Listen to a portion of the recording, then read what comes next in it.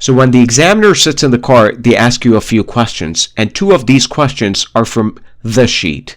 The first question is, has an optometrist or a physician ever advised you that you require corrective lenses to improve your visual acuity to see at a distance? Question number 2 is, has a physician ever advised you that you suffer from any of the following medical conditions?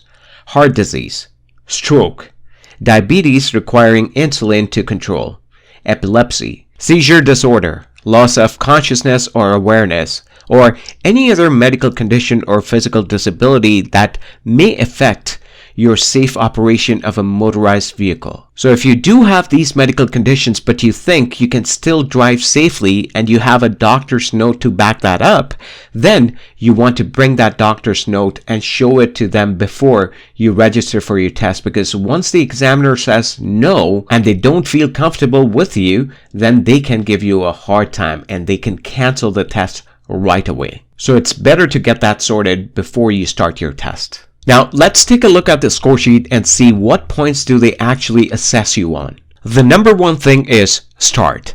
In the beginning, they want to assess you on a few things, and there are 4 parameters under start.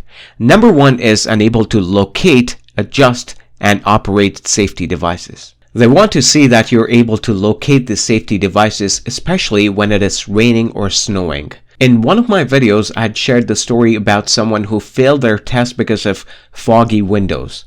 So it was raining during the test and the windows became foggy, but this person didn't know how to turn on the AC, and they kept driving with fog on the windows until it came to a point where they couldn't see through the windows at all. And at that point, the examiner got mad and had to ask them to stop the car, and they had to help them turn the AC on. Now remember, not many examiners will help you when you are in trouble, so you must know your car really well. Whichever car you're taking, whether it's your instructor's car or your parents' car, you should know the basic buttons and switches in the car so that you don't have difficulty while driving. Hey, if you've never driven a car before, then you can watch this video to understand some basic buttons and switches in the car. When doing the road test, remember, you would already be nervous because of the pressure of the road test, and you don't want to get even more nervous trying to locate where the switches are. So know all the things beforehand and come prepared for the test. The second point under start is fails to observe, uses mirror only. So what happens is sometimes people just rely on their rear view mirror or the side view mirror and they start driving. They forget to look all around. Remember, the beginning of the test is the time for you to cast a good impression on your examiner, and you want to do a good 360-degree check, especially if you have to start by reversing the car. So what you want to do is you want to look all around and then start. I've seen many people fail right in the beginning of the test because they did not look around. They relied on their rear view mirror, and when they took their foot off the brake pedal, the examiner had to slam on the brake because they did not notice the pedestrian walking behind them. So you must do a 360-degree check. Look all around and do not rely only on the mirrors. Point number 3 is fails to signal or improper signal.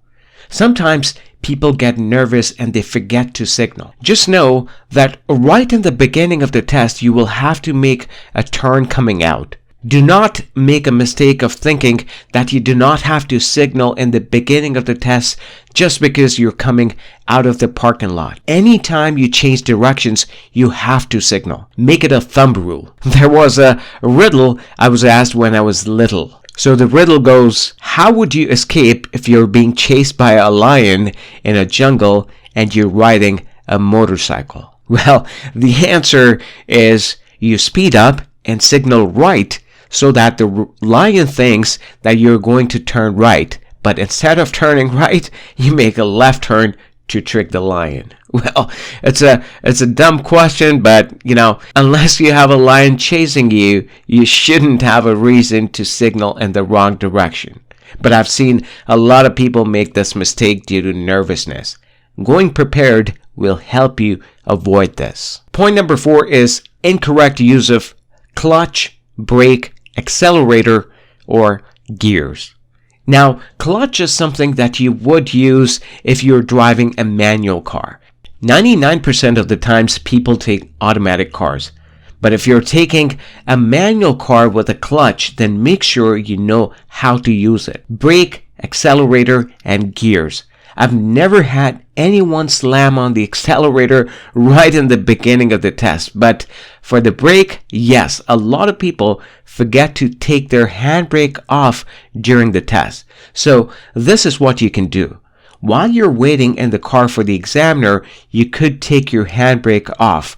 This way, you will not have to remember to take it off. And for the gears, even if it is an automatic car, make sure you choose the right gear so that your car drives smoothly. If you drive on a lower gear or the wrong gear, then your car could stall or make a weird noise. And when that happens, you should know that your car is not in the right gear and you must immediately switch gears. Thank you for watching. Do make sure to watch the next part for the remaining things in the sheet. If you like this video, then go ahead and crush that like button and do not forget to subscribe, my friend. This is Harminder Suri reminding you that you are a better driver than you think.